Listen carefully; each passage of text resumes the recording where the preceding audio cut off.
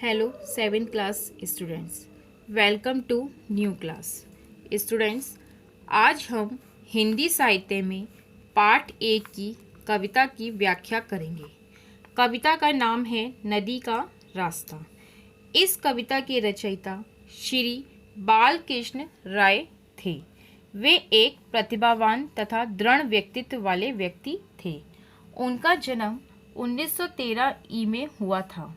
ये किसी वाद या संप्रदाय के बंधन में ना पड़ने वाले एक स्वतंत्र चेतना कवि थे। प्रतिभा उनका जन्मजात गुण था और सुरुचि उनका व्यक्तित्व।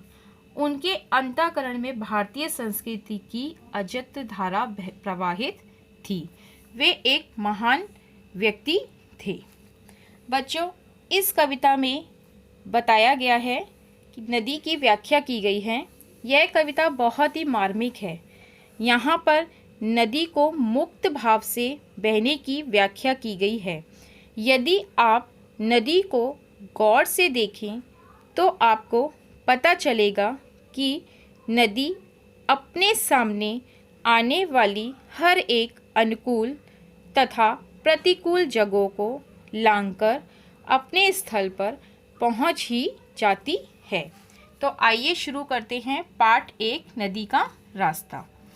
नदी को रास्ता किसने दिखाया, सिखाया था उसे किसने।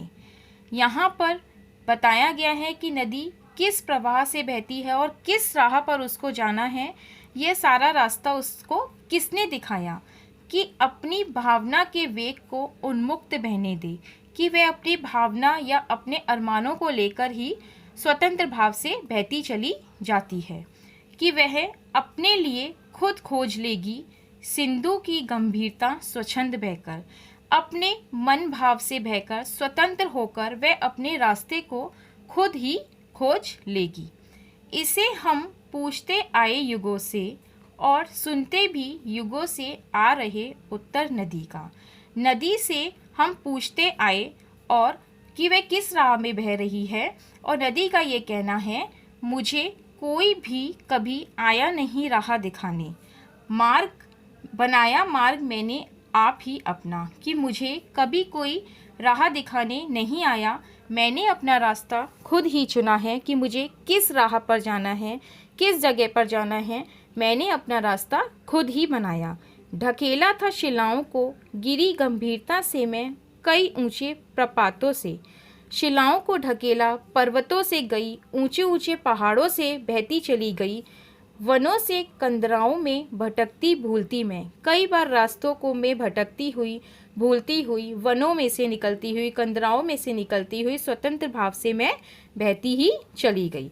फूलती उत्साह से प्रत्येक बाधा विघ्न को, हर रास्ते में मेरे बाधा आई, विघ्न आई, बहुत परेशानियां आई, कठिनाइयां आई, पर हर एक बाधा को पार करती हुई, हर एक विघ्न को लांघती हुई मेरे मन में फिर से उत्साह उत्पन्न हो जाता है और मैं फिर से उत्साहपूर्वक उस राह पर निकल जाती हूँ।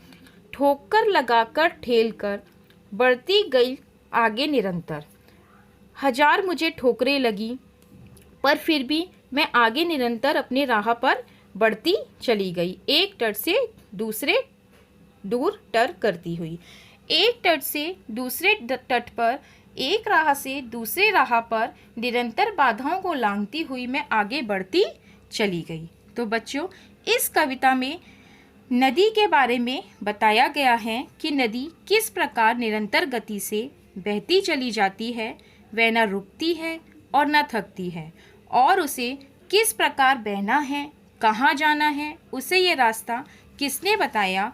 ऊंचे ऊंचे शिखर, पहाड़ों, पर्वतों को पार करती हुई वह निरंतर बहती चली जाती है, चाहे उसके रास्ते में कितनी भी बाधा आए वह रुकती नहीं है। बच्चों, आगे की कविता हम अपनी नेक्स्ट वीडियो में पढ़ेंगे। जब तक के लिए आप इस कविता का अभ्यास करें। Good bye.